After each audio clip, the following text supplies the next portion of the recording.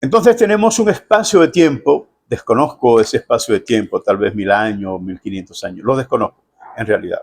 Pero en ese espacio de tiempo se abre un puente y hay un contacto entre Dios y Abraham. Dios llama a Abraham y ya estamos viendo que la promesa deja de ser universal en toda la amplitud de la palabra y se convierte en una promesa individual, pero con fines universales. Dios le dice a Abraham: sal de tu tierra y de tu parentela y ven a la tierra que yo te mostraré.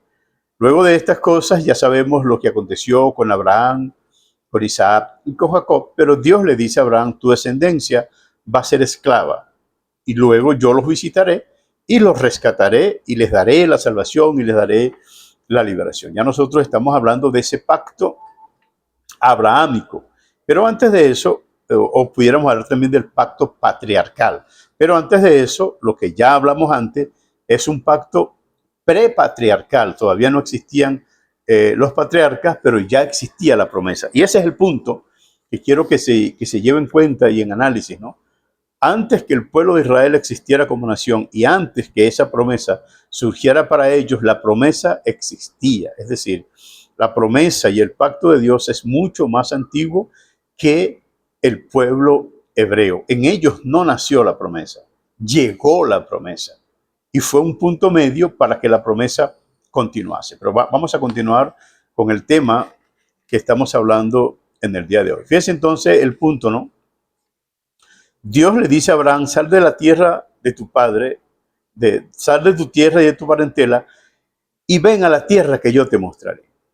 Y transcurrido el tiempo, Abraham tuvo un hijo llamado Isaac, Isaac tuvo un hijo llamado Jacob, y así sucesivamente. Jacob tuvo 12 hijos, fueron a Egipto en cumplimiento con la palabra que Dios le había dicho a Abraham, y al pasar un tiempo, 400 años, un poco más, todo el tiempo que Dios le había dicho a Abraham, Dios se levanta un Salvador, levanta un hombre, un líder, un adalid, y va a Egipto y rescatan al pueblo de Israel. Pero ahí comienzan elementos importantes que tienen que ser considerados y que a veces lamentablemente pues se hace un análisis muy volátil, muy a la redonda y no se toman los detalles para tratar de entender qué es lo que está pasando en ese interín de las cosas. Fíjese que cuando Dios trata con Moisés, en este caso, le dice a Moisés, capítulo 4 de Éxodo, ya estamos hablando en Éxodo,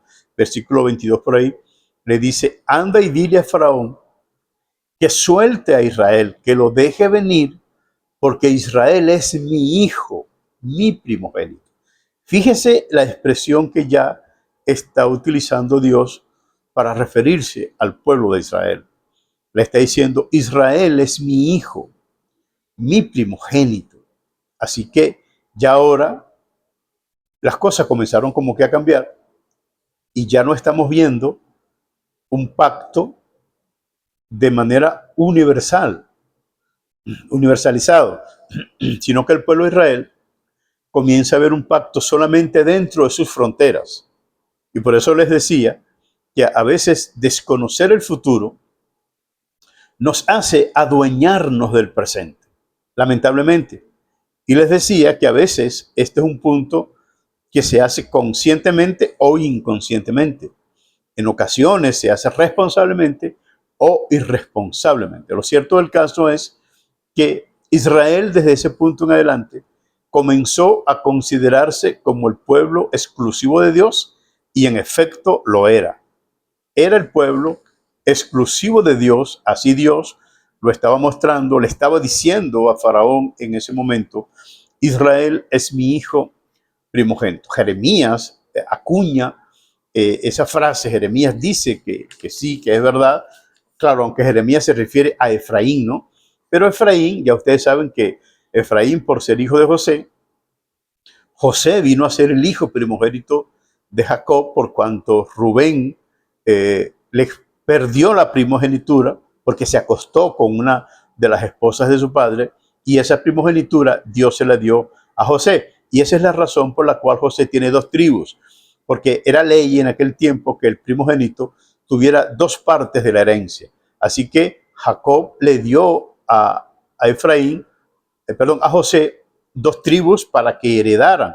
Ahora, Efraín no era el primogénito era Manasés, pero Jacob le dio la primogenitura a, a Efraín. Es decir, que Jacob en su vida tomó 3 primogenitura: la primogenitura de Esaú, la primogenitura de Rubén y la primogenitura de Manasés. Esas 3 primogenituras quedaron en el camino, en el pensamiento de Jacob. No vamos a hablar ahora si eso debió ser así o no. Eso es lo que hay y eso es lo que tenemos y a eso nos atenemos. Vamos a continuar entonces con el punto de lo que estamos hablando. Entonces Dios le dice a Moisés: dile a Faraón que suelte a Israel, porque Israel es mi hijo, mi primogénito. Y este punto tan elevado, tan importante, donde el pueblo de Israel comienza a verse como el pueblo exclusivo de Dios, en efecto lo era, como el hijo primogénito de Dios, en efecto lo era. Lo que ellos no pudieron determinar con exactitud es que eso era en un espacio temporal, era un espacio de tiempo y que no siempre iba a suceder de esa manera. Ellos no tenían conciencia de lo que venía más adelante, y es después cuando salen de Egipto en el libro de Deuteronomio, donde dice la Biblia: y yo los pondré a celo con un pueblo que no es pueblo. Oseas rescata esa idea, luego pasando el tiempo, rescata esa idea. Pero fíjense la palabra importante, ¿no? Y hablando de Jeremías, que reconoce a Efraín como el hijo primogénito de Dios, están dentro de ese pacto donde Israel pareciera que es lo mejor que hay en el mundo, era lo peor. Sin embargo, Dios lo toma como su hijo y viene a ser lo mejor, porque ¿cuál pueblo podía decir que tenía a su Dios tan cerca de él? ¿De cuál pueblo podía jactarse de tener a un Dios? Israel tenía eso. Esos fueron los beneficios que Dios le dio al pueblo de Israel, y sin duda alguna, pues es un pueblo singular en la tierra. No hay otro pueblo como Israel en el mundo, que Dios se hizo su Dios y que Dios le dio a todos los profetas, aunque ellos los mataron, le dio a Jesucristo, lo mataron también, y le dio a los apóstoles, los persiguieron. Y la Biblia lo dice: Jerusalén, Jerusalén, que matas a los profetas y apedreas a los apóstoles. Dice: apedreas a los que te son enviados. La palabra enviado en griego también es apóstolos, también se puede considerar como apóstol.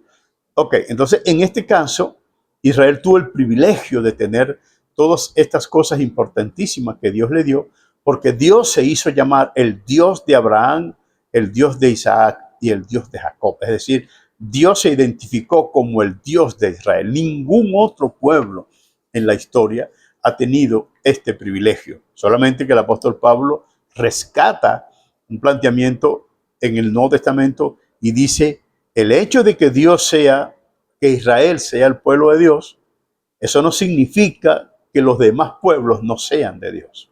Y él dice: ¿acaso Dios es Dios de los judíos solamente? Y dice: no, también lo es de los gentiles. Así que dentro de esta perspectiva, después de toda la rebelión del pueblo de Israel, Israel se va al mundo otra vez, es como que vuelve a la esclavitud, y es lo que le dice el libro de Deuteronomio, ¿no? En el capítulo 6 le dice: yo te saqué debajo de la servidumbre. Entonces cumple con todos mis mandamientos, obedece mi ley para que no vuelvas a la servidumbre. Es decir, que volver a rebelarse contra Dios era volver a la esclavitud. Y fue lo que pasó precisamente cuando ellos se rebelan y van a la esclavitud. Solo que esta esclavitud de alguna manera se simboliza, y aunque van a Babilonia, y aunque tienen un tiempo por allá, por aquellas tierras, el libro de Oseas dice: de Egipto llamé a mi hijo. Entonces, dentro de esa perspectiva, Oseas capítulo 11, versículo 1, dice: de Egipto llamé a mi hijo. Y eso pudiéramos considerarlo como en un tiempo pasado, ¿no? Pero Oseas no lo estaba viendo como en el pasado, lo estaba viendo como en el futuro. Y ya nosotros sabemos que en el pasado Dios llamó a su hijo, a Israel, de Egipto, lo sacó con mano dura, lo sacó con mano fuerte, pero Oseas lo está viendo como un acontecimiento escatológico del futuro. Y él está diciendo, en cumplimiento de esa promesa, él dice: de Egipto llamé a mi hijo. Quiere decir que todavía en los tiempos de Oseas, aunque Oseas es la representación, el libro de Oseas la representación de la mujer adúltera, que es Israel, y el amor incondicional de Dios, que por todas partes va buscando a esa mujer adúltera y la sigue perdonando y la sigue trayendo en brazos hasta que dice: te llevaré al desierto y allí te hablaré a tu corazón. Esas son historias proféticas muy importantes que están muy relacionadas con la escatología y relacionadas con la liberación futura, postrera y definitiva del pueblo de Israel. Pero en ese transcurso del tiempo, Dios no se queda sentado. Dios sigue tratando para que su proyecto se siga manifestando y revelando a los hombres. Tendríamos que hablar una tercera parte para que entremos ahora en el detalle de lo que se entiende como el olivo natural y por qué Pablo se expresa de esa manera. Hemos tenido que hablar un poco y hacer un contexto, irnos al pasado, para que veamos la secuencia de la promesa, primero a Adán y a Eva, y luego a Abraham. Es decir, que Abraham es una parte intermedia dentro de la promesa que Dios está haciendo, para que luego hablemos de este olivo natural que muchos dicen que es Israel, pero que yo difiero de esa verdad. El olivo natural yo nunca lo he visto como Israel, porque pareciera que la Biblia no demuestra que es Israel. Vamos al otro segmento.